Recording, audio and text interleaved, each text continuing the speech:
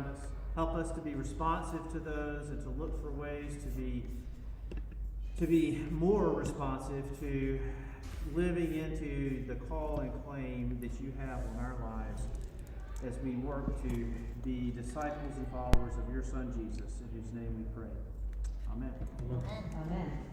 Thank you all for staying to be part of this conversation. As Kelly mentioned in her sermon, the next 3 Sundays we're going to take a look at several different ministries that St. Peter's has been and can continue to be part of in some way as we think more about the opportunities for outreach and for mission outside of ourselves. One of the things that numerous people here have mentioned to me, especially in the last several weeks as I've been engaged in what we call meaningful conversations, has been the desire to try to find ways to be involved in helping to address some of what we know goes on in the greater St. Louis area. So I wanted for us to start by focusing on something called the Hub. Some of you may have become familiar with it. It is a ministry of a church called Tabernacle, the Tabernacle Church in North St. Louis. Allan Ivie has done extensive work with the pastor there, Pastor Andre Alexander, and there are some others from St. Peter's who are also been involved in some conversations with Pastor Andre and members of his church a year or so ago around issues of racial reconciliation. But Allan knows a whole lot more about it than I do. I've had a chance to meet Pastor Andre. I've had a chance to go over and to see the Hub. It's a beautiful facility, and he's going to give you some more details. But I want to just begin by sharing just the first part of an article that was in the Post-Dispatch a few years ago. Andre Alexander remembers the day almost 6 years ago that changed the way he thinks about his community.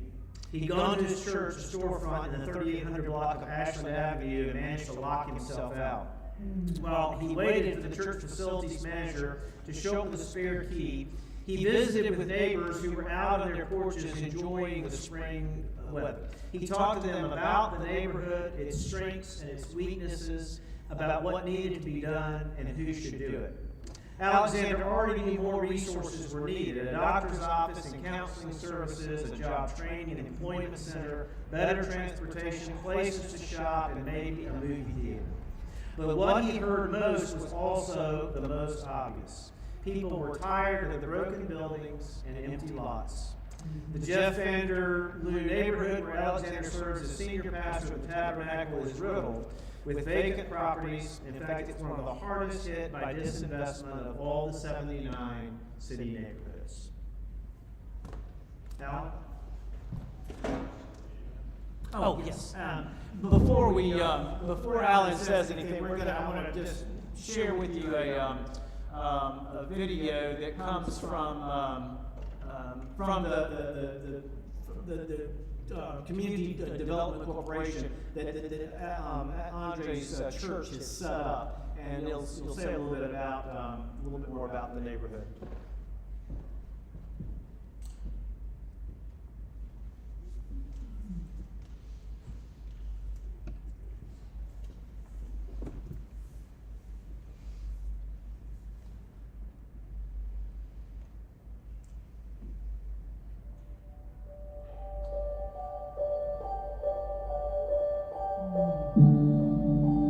One of the great things we get to do is take beautiful assets of the community, meaning the homes, some of which have been built as early as 1897, beautiful brick wood homes, and restore them.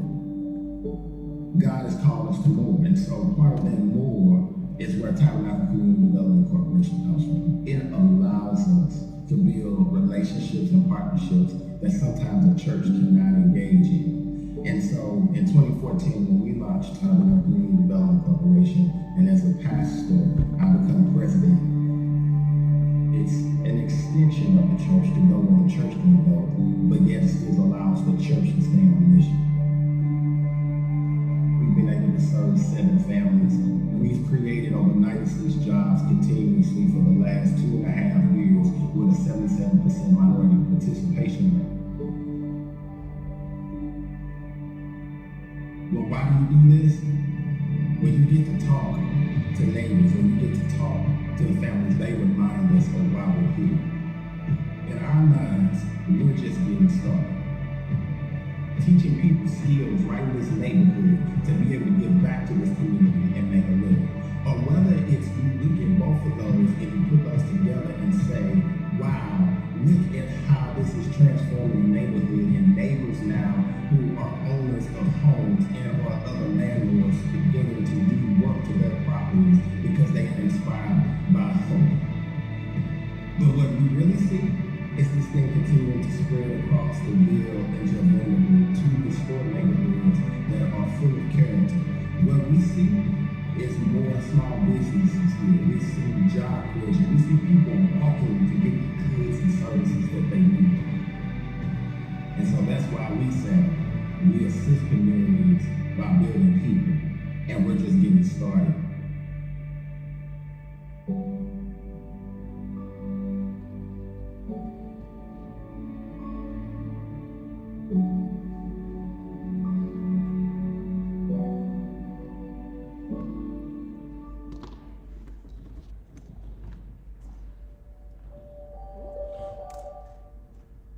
Good morning, everybody.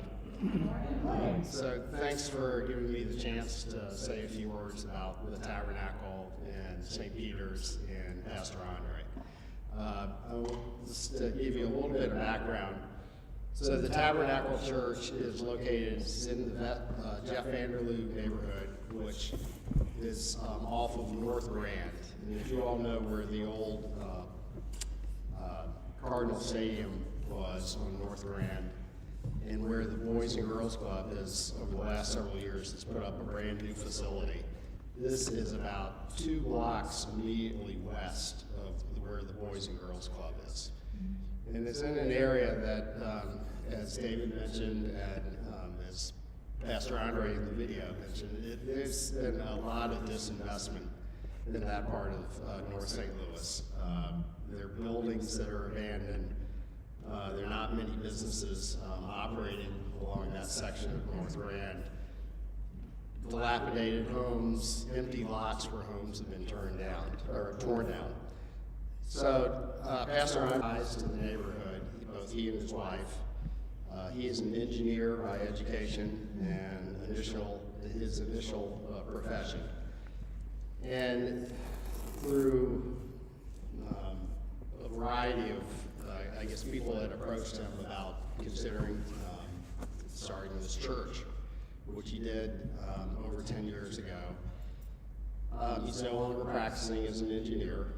His full-time capacity is as a pastor of the church and as the head of this Community Development Corporation, which they founded as basically connected with the church, but a separate entity. And he has taken on trying to not only rehabilitate the housing stock in the area immediately around the church, but also to provide life skills, financial skills, job training skills to the residents that occupy the homes. And it's remarkable what they've been able to accomplish. Especially on the 2 blocks that are closest to this church, they have renovated over 20 homes, and these were at one point, beautiful homes, brick, that had just fallen into a great state of disrepair. As part of their outreach effort, they have worked and cultivated a team of minority contractors, so most of the work being done is by people who are living nearby, members of his church. They own most of the buildings in the CDC, and they lease them out at an affordable rate while they're working with the families that are occupying the properties. And they've had some success where they've worked with the families who have been tenants and have ultimately been able to get them in a position where they were qualified and able to get a home loan And some of these properties have actually now been sold to the original tenants that the church had, or the CDC had. So that's just a little bit of the background. I got to know Pastor Andre several years ago. I saw one of these articles that David quoted that was in the Post. I asked one of my banking associates if they could make an introduction for me, which they did. And just over a period of time, I got to be really good friends with him. And Paige can affirm the fact that I talk to him all the time. And he's a great guy, very passionate about what he does. And we were talking one time, he asked me where I went to church, and I told him that I was at St. Peter's, and he wasn't familiar with St. Peter's, so I gave him some of the background of where we are and what we're all about. And he asked if it would be if I would be willing to introduce him to one of our clergy members. And I said, well, sure. So at the time, Father Joseph was still here, and I arranged the meeting. So the three of us went and talked at Pastor Andre's church. Great conversation. We came back and we invited several of our parishioners. Charlie Claggett was one of the initial ones, Jimmy Grimmett, Hal Burrows, and several others. We met and we walked the neighborhood with Pastor Andre.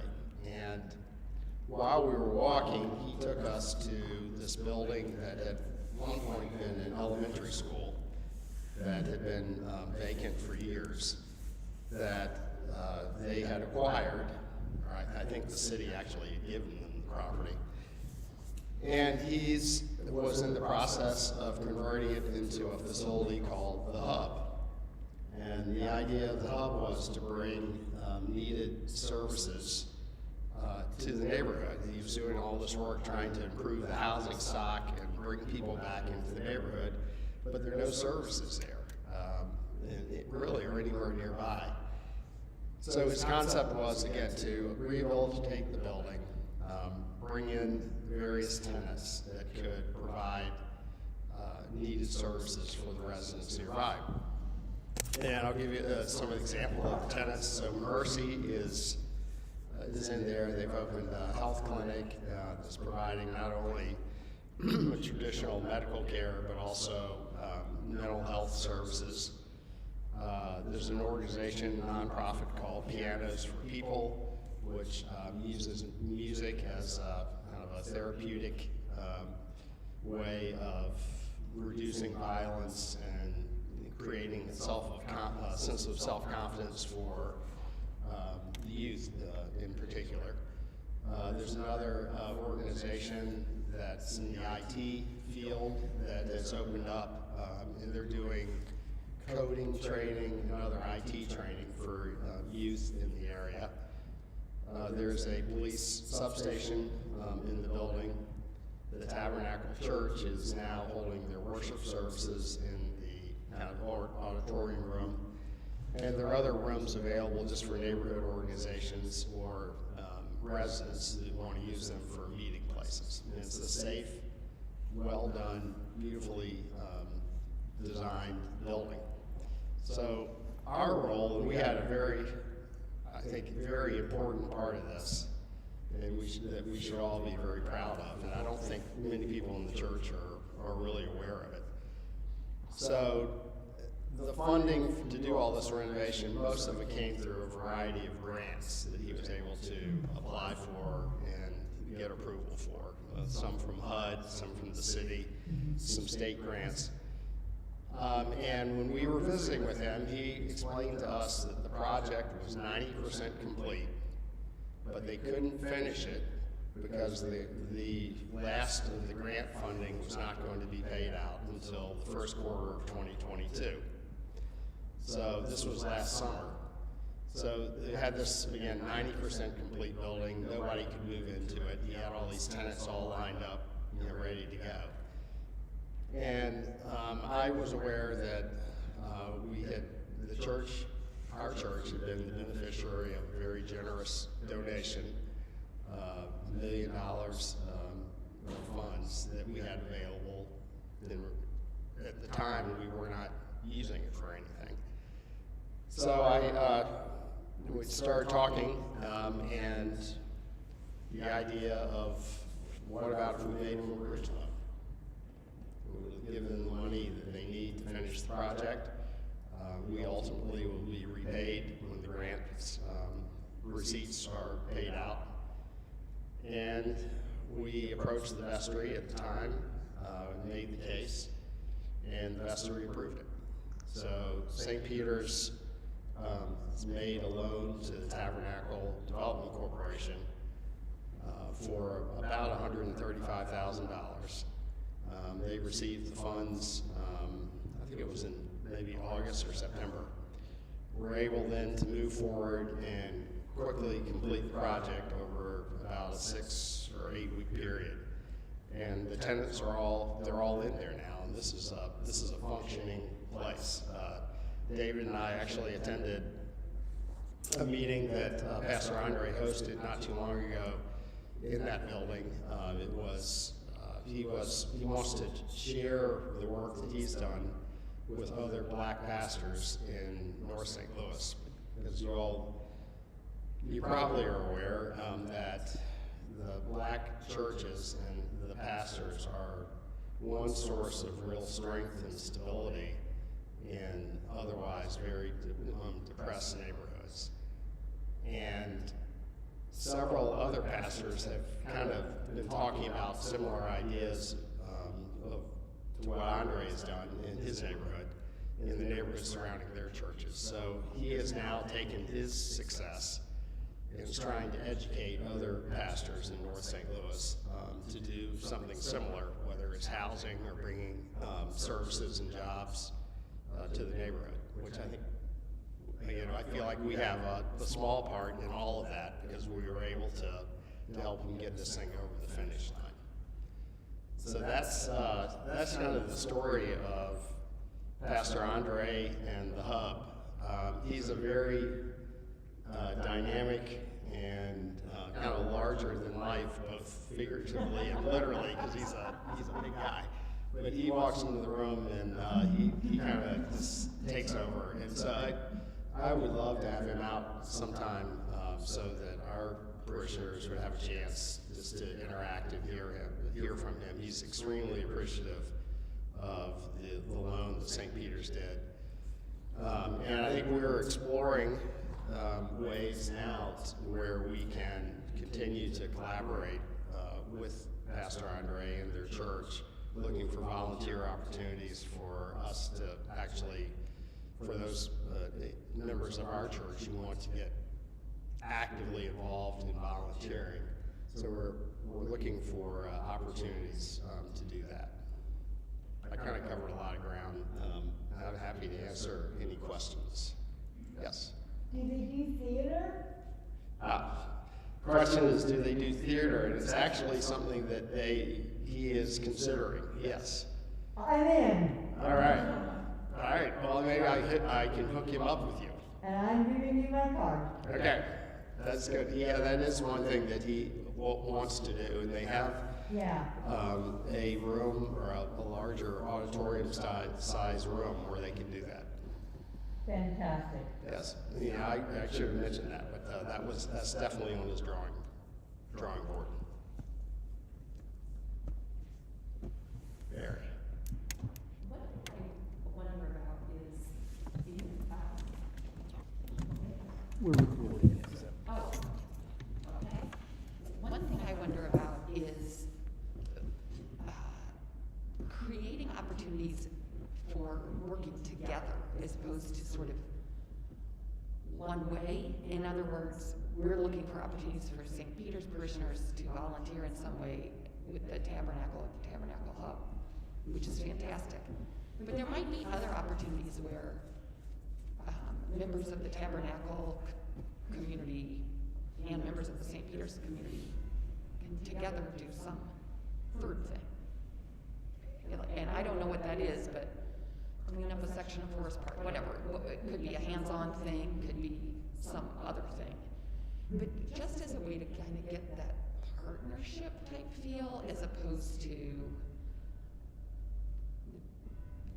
or in addition to, I should say, this sort of one-way flow.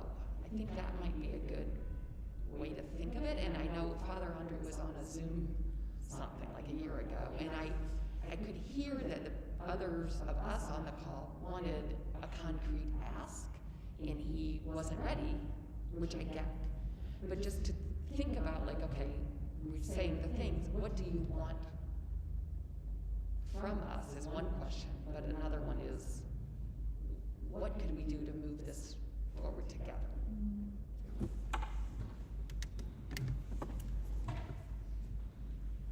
Yeah, I think, you're right on. And we did do a series of Zoom meetings with members of Tabernacle and members of St. Peter's on the Zoom. And Pastor Andre led most of those. Father Joseph led, I think, one or two of them as well, talking about really difficult topics to discuss, all trying to break down the stereotypical discriminatory thinking that's out there. And there were some really good sessions. I think they went really well. And one of the things that did come out of that was the desire to try and partner together on a project. And I can't quote Andre exactly, but he's mentioned this several times, and that is, we can read about and have all these impressions in our mind what other people who are unlike us may actually be like. But when we're together, when you're working side by side, you break down those stereotypes immediately. And I think if we can find projects like that, it would be fabulous. Not only with him, but with other organizations in St. Louis. Yep. Any other questions? We did a food drive, 2 years ago. Hold on. Sorry, Doug. I'm not good with the mic here. Our ideas will last long. No, it was a couple, 2 years ago, we did a food drive with Father Joseph. It was 3 years. And, down by the, sorry? Yes, perfect. And I thought that was an excellent participation project for us. And I was amazed when I was driving down there, all the great houses they have there around the neighborhood. And I was talking to Jimmy Grimm about it as well. And then a friend of mine is an architect, and he made the comment. He said, the houses on the north side are the most well-built homes we have there in the city, which I didn't know. So I thought that was a pretty interesting subject. But I think once you get on boots on the ground, you've got a better, empathy for it, awareness of what's going on. And I think it's all about awareness and connecting with those who are down there. And they used to have a church that they brought their choir up here many years ago, and that was really something too. So, yeah, I think it's a great idea. Yeah, thanks, Doug. You reminded me of something else I wanted just to share with the group, and kind of what the project that Tabernacle is working on now, and that is they have been able to obtain about 6 or 7 acres of ground. Again, it's just west of Grand, right a block away from where the church is. And this ground previously had homes on it. The city had demolished all these homes because they were in such a state of disrepair. So he is now trying to line up the funding to put up new construction, single-family homes for sale. And he's gotten most of the funding lined up. He's trying to also qualify for new market tax credits. If we can get that piece in place, he's going to be basically ready to roll. And they're going to be, I think, 15 or 16 homes that are going to be going up. And the cost of building them, and my numbers won't be exactly accurate here, but the cost, say, will be $200,000, but he's going to have the funding in place that they can sell them for something much less than that. And then they will work with the families that buy the properties to provide them ongoing coaching and counseling on home ownership skills, and setting aside money for repairs and what the like, budgeting, household budgeting, and things like that. Does he work with Habitat for Humanity? Because still have some contacts with them. I'm not sure whether he's worked with Habitat or not. Okay. It's a good question. Alan, Jeff? I'm also aware. Jeff, hold on for the microphone, please. I'm also aware that the Urban League has, in partnership with black churches, has set up neighborhood block help groups that are aware of neighbors on their block that need help, and they do work for their neighbors instead of waiting for the city or somebody else to come by and pick up trash, or whatever the issue is, or if there's an elderly person that needs some love done to their home, that the Urban League and the Neighborhood Block Association, that they're forming teams of. And my idea there's a lot of synergy that can be. You don't have to wait on others if you have volunteers. Yeah, thanks, Jeff. So the Urban League does have block units, they call them, and those are throughout the city. And as you were saying, the idea is to try and identify and get out in front of issues and problems before they get out of hand. There's also something interesting. We're getting a little off track from the Tabernacle, but the Urban League has also worked with a series of black churches in North St. Louis to start this program on Saturdays called Grilling for Glory. And so the Urban League has provided these massive grills, and these churches every Saturday are out, I think between like 10 and 2, and they're grilling hamburgers and hot dogs, trying to get the residents, the nearby residents, to come in. And it's the theory is these churches can have a vital role in trying to reduce the level of violence in some of these neighborhoods. So they can just get the residents to come in and start to know each other, and just build on conversations. So I think that's something we could partner with some.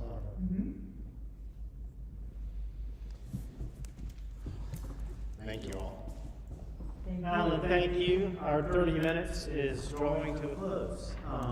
I appreciate you all being part of this, and hopefully you'll continue to offer your suggestions and ideas as we think through ways, again, that we can be part of what's going on and help take some initiative in some of these things that will hopefully lead us to become more involved. Thank you. God bless you. God bless.